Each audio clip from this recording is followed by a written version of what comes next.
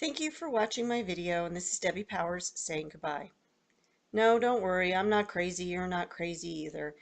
You just saw the credits and everything, but it's not really the end, it's just the beginning. And that's the whole idea of this video.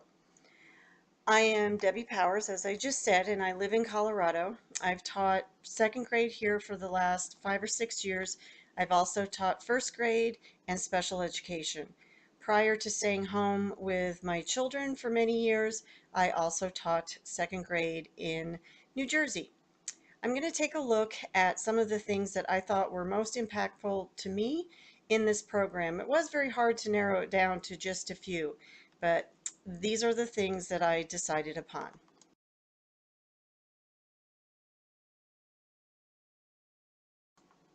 Since this video is all about beginnings and endings, I took a look back to the very first day of the very first course, way back in the summer of 2013. I'm going back to EdTech 501 and the feelings and the changes in my feelings since that course. So I'll take a closer look at some of the things on that very first day in EdTech 501.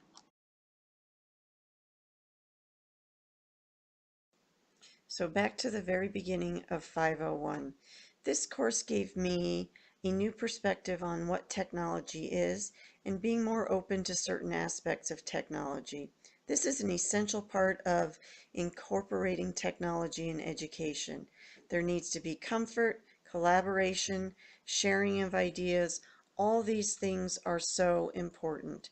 On this very first day, we were asked to do so many different things: set up a Google Plus account, chat with classmates, make a video chat, set up a blog, create an entry, make a video of yourself, embed it, and post it for all the world to see. Yikes. I was kind of in a panic over all of this, mostly because it's not something I'm familiar with in my world. I've never used any social media and don't wish to be seen or heard in the technology sense where people can find me. So in my personal life, it's not something I'm familiar with. I do love technology for educational purposes, and this class really helped me get more comfortable with some of these tools, which I do plan to use with my students, and just getting them comfortable and being able to chat with each other, share ideas, so very, very important. So 501, great class for the beginning and changing my perspective and attitude.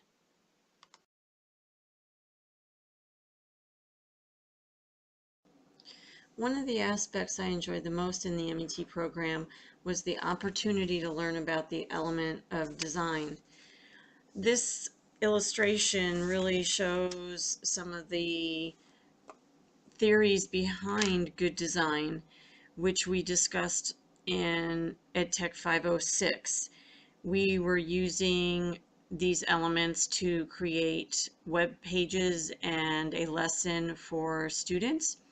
And what I found is that following these and using something like code, even though it seems very regimented, really can help bring out a sense of creativity, which I really enjoy. It also helped me design visuals that will help students focus their attention more, therefore being better learners. And it helped with the design. It can help with the design of websites, worksheets, charts, any visuals. It doesn't have to just be a website. The element of color, I think, was especially important because with elementary school we always think more color, yay, it's better, it's more fun, it'll capture their attention.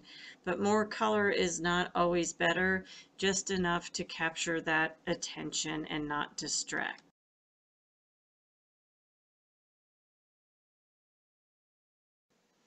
"506" concentrated on all those elements of design that were shown in the picture before. We used all those elements bit by bit and put them together into a lesson.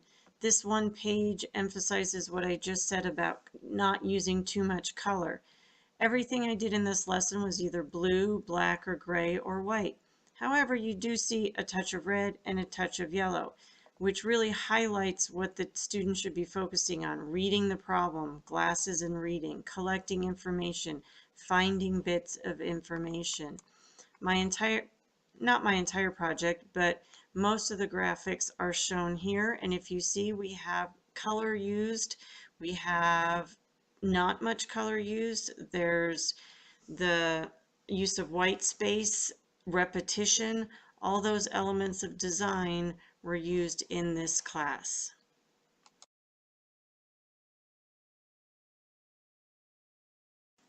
Game design, which I experienced through 532 and 536, was something brand new to me as well. It's also something that I do hope to continue with in the future. It can be very motivational and highly impactful for some students. When I created both of these games, I really tried to focus on certain aspects of gaming. One is promoting problem solving by varying tasks. Just trying to figure out how to manage and get through an environment is a way of thinking for students, even if it doesn't involve an educational item. Increasing difficulty with the progression of the game to keep interest and to increasing complexity of the task. Providing immediate feedback is very helpful in any situation, but also in gaming. Providing hints if students are stuck, they should have a way of helping themselves, and building in practice if mistakes are made. They can go back and have to try again. I will give you a quick overview of some of the games and just show you and be thinking of those elements.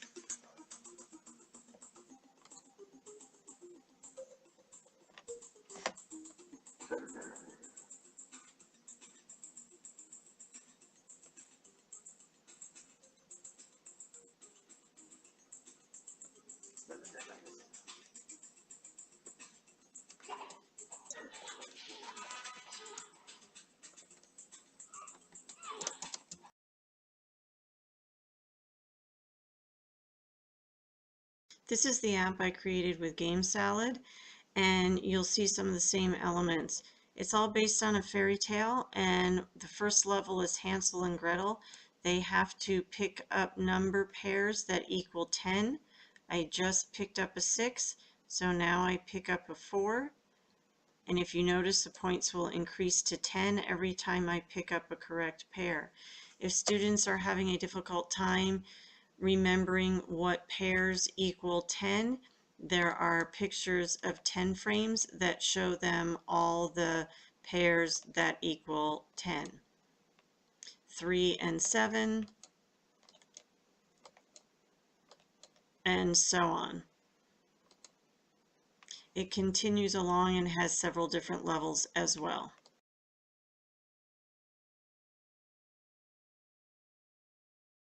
The last element I feel will be most affected by this master's program is my classroom structure.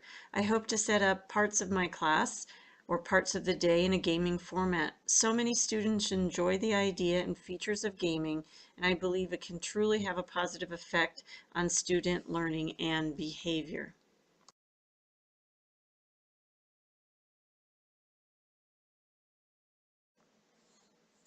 In EdTech 532, a new class format was introduced. This was 3D Game Lab. We used this instead of using Moodle. As a non-gamer, I thought, oh, I'm not really going to like this. This is silly. I don't care about points and all of that. But I found it very motivating, very refreshing, and very enjoyable. And there are several reasons why I felt that way. It provided a lot of choices and options. And if I liked one assignment better than another, I could do that assignment. If I liked a format of an assignment better than another, I could do that. I could see my increase in points immediately in front of me. I actually even liked to earn badges and special awards. I found it all very, very enjoyable and motivating. Also, I was able to see my feedback almost immediately, and if I was waiting for a teacher assignment, teacher review of my assignment, I would find myself checking in to see how I was doing it. If I felt that way, I am pretty certain that my younger students would also feel that way. And adding all those assignments in just gives them choice and options of what and how they want to learn. I really hope to take some of the online teacher camp courses that are offered through 3D Game Lab so that I can start using it in my classroom this coming year. I think it really, really is beneficial. If I can't afford it or fit it in, I believe that Edmodo might be an alternative option for me. This infographic shows the advantages of 3D Game Lab, some of which I just mentioned earlier in my video. It also shows how many more students are actually playing, how many quests are being completed, and experience points. Another point that is very interesting is the hours spent questing. The more time we can get students to be working and learning, the more they're likely to learn. This also shows how they're working harder. If they have something to work towards, they are working towards them.